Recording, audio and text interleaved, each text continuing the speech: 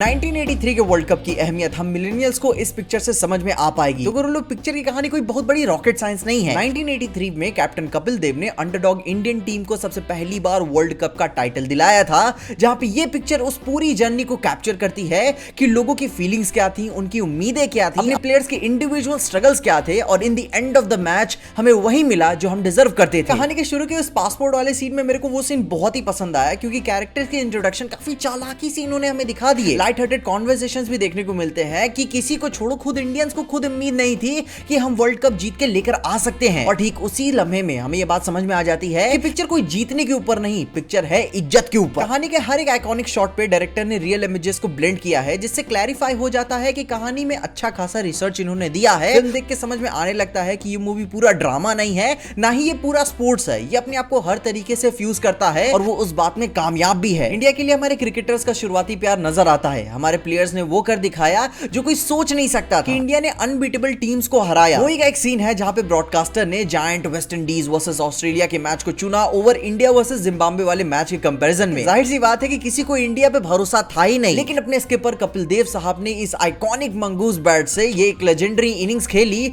और जिससे उन्होंने हिस्ट्री क्रिएट किया। मगर अनफॉर्चुनेटली वो लम्हा कैमरे पे रिकॉर्ड ना हो सका। यकीन ही नहीं होता कि ये कांड 40 साल पुराना है। लेकिन गुरु, अगर तुमने इस पिक्चर को देखने के लिए पैसे दिए हैं तो दैट होल सीक्वेंस अलोन आपका पैसा वसूल मोमेंट बन जाता है। इतना अनएक्सपेक्टेड पम्प्ड अप ड्रामा था कि मौत के मुंह में से कपिल देव साहब ने इंडिया को बाहर निकाल लिया और पूरी टीम इंडिया के साथ साथ हर उस भारतीय ने इज्जत कमाई जो इस गेम में इन्वॉल्व था। मूवी अपने कैप्टन के पूरे इंटेंशन को कैप्चर करती है कि उनके इरादों को कोई सीरियसली क्यों नहीं ले रहा था, क्योंकि उस समय पे इंडिया की जो वर्ल्ड लेवल पे हालत थी, प्लेयर्स को बेसिक जरूरतों के लिए स्ट्रगल करना पड़ रहा था। प्लस जो उनका मोरल डाउन किया जा ही रहा था, ऊपर से पेनफुल डिफीट्स, रिजेक्शन, सॉरो, हर एक प्लेयर का अपना पर्सनल स्ट्रगल भी चल रहा था। पूरी किसी एक सुपर हीरो टीम की तरह रिप्रेजेंट किए जा रहे थे। इतनी कमियां होने के बावजूद भी हर एक टुकड़ा अपनी टीम को कंप्लीट करता है, एक दूसरे को खड़े रहने में सपोर्ट करता है कि भले ही दुनिया क्या माने ये फर्क नहीं पड़ता है, तुम अपने लिए क्या मानना चाहते हो, क्या काम चलाओ जिंदगी बिताना चाहते हो या फिर कुछ बड़ा करना चाहते हो। और ठीक यही इतना ड्रामेटिक टोन के साथ 83 मूवी ये दिखाने में कामयाब होती है। रणवीर सिंह के कॉपी करने के अंदाज में कोई भी कमी नहीं है। कपिल देव के बोलने का यूनिक स्टाइल, उनका परफेक्ट नाटरा शॉट, बॉलिंग करने का अंदाज समझा देता है कि ये कोई नॉर्मल स्पोर्ट्स ड्रामा नहीं है। इसकी लिखावट बहुत अच्छी है। जब आप उन्हें बोलते हुए सुनते हो या फिर खेलते हुए देखते हो, समझ में आ जाता है कि क्रिकेट में अपनी नई और इंडिविजुअल पहचान कैसे बना पाए। ऊपर से तो 83 मूवी सिर्फ कुछ अंडरडॉग्स की कहानी लगती है, मगर जैसे जैसे और पर्सनल होने लगती है, बाकी क्रिकेटर्स या कैरेक्टर्स की इमोशंस एफर्टलेसली 1983 की भावनाओं को दिखाते हैं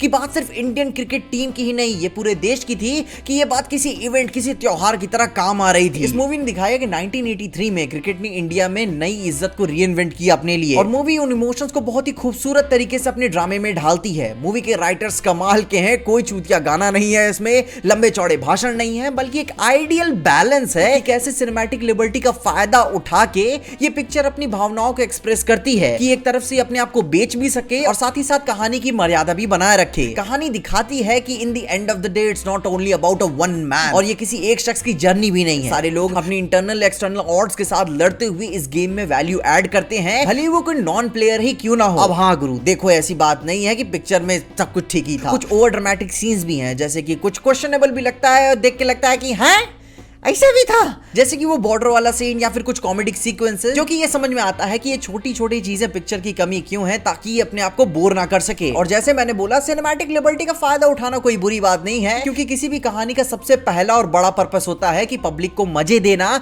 और 83 मूवी वो मजा पूरा देती है। मगर ये कहना बहुत ही मुश्किल होगा कि पिक्चर की रीवॉचेबिलिटी कितनी बड़ी है। वो तो तुम ही बताओगे कि इतने बड़े टाइमलेस इवेंट को जो इंडिया बार बार याद करता रहता है, क्या उसके रिकमेंडेशन में तुम ये मूवी कितनी बार और देख पाओगे। क्योंकि ये पिक्चर अच्छी है, मैं मना नहीं कर रहा हूं, मगर कब तक के लिए। तुम अपनी ओपिनियंस मुझे कमेंट से जरूर बताना, और क्या तुम अपने 1983 के इवेंट को इस मूवी के आधार पर क्या तुम इसे वर्ल्ड लेवल पे रेकमेंड कर सकोगे? अपनी ओपिनियंस मुझे जरूर बताना, और अगर आपको वीडियो पसंद आई और चैनल को सब्सक्राइब नहीं किया है तो सब्सक्राइब कर देना, ताकि मैं और भी पिक्चरें देख सकूं।